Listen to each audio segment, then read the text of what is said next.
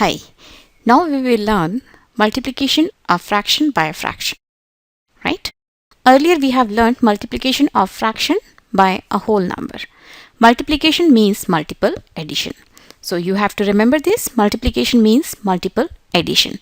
Or sometimes when we write like 2 multiplied by 3, it is actually called 2 times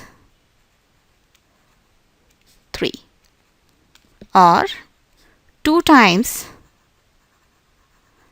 of 3, right? So suppose if you have a fraction something like this, and this is divided into 2 parts, right? So this portion will be called half or 1 by 2, right?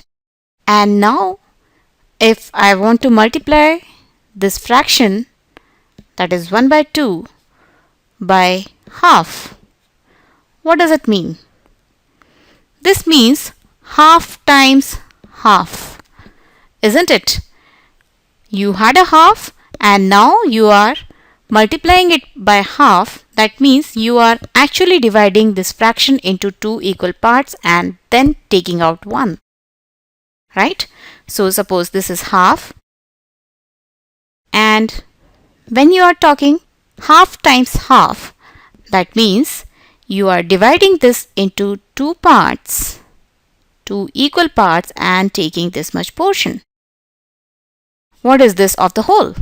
So since you have divided this into 2 parts, so to make equal partitions, I have extended this line till here. And now if we talk about this portion, it is actually 1 out of 4. By extending this line till here, I have actually divided this circle into 4 equal parts, and now the half of half, which was represented by this green shaded portion, is actually the 1 by 4th of the whole circle, right?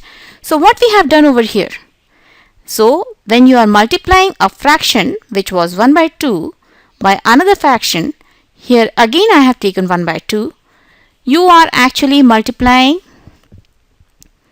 numerator to numerator, that is 1 by 1, and then you are multiplying denominator to denominator, which was 2 to the 4, and this gives us 1 by 4, right? And this is what we got by understanding it through pictures, isn't it? So I'm going to take one more example. That also I'll explain using picture and using this method also. So let's clean the slate. Again we have a clean slate, and now this time I want to multiply 1 by 2 by 3 by 4, right? So again if I draw a circle like this, so 1 by 2 will be represented by this portion, right? This is 1 by 2, and now we have to multiply it by 3 by 4. So 3/4 of half, this can be written as 3/4 of half. So to find 3/4 of half, we have to divide this shaded portion into 4 equal parts, and to do that I'll do this kind of partitions, and now we have to take only 3 parts out of these. So this is one part, this is second part, and this is the third part, right? Yes. And to make it more clear, I am changing the color of the partitioning. This was our original partitioning, and then we had divided this half into 4 equal parts. So let's extend these lines, and now we have actually got 8 equal parts, and the green shaded portion, the portion which we have shaded in green, which was 3 portions out of 4 of half, actually becomes 3 out of 8, isn't it? Yes.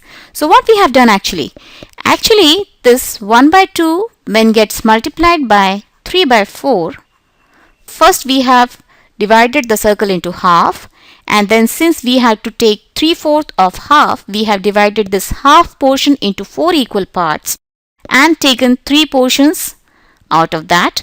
But in the process of dividing the half into 4 equal parts, we are actually dividing the whole into 8 equal parts, and these 3 parts actually represent 3 by 8 of the whole.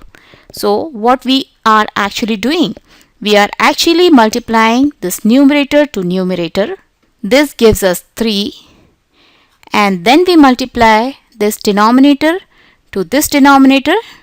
2 4s are 8, and this gives us a fraction which is 3 by 8.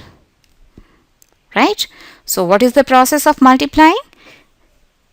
When you are multiplying a fraction by a whole number, multiply that whole number to only the numerator.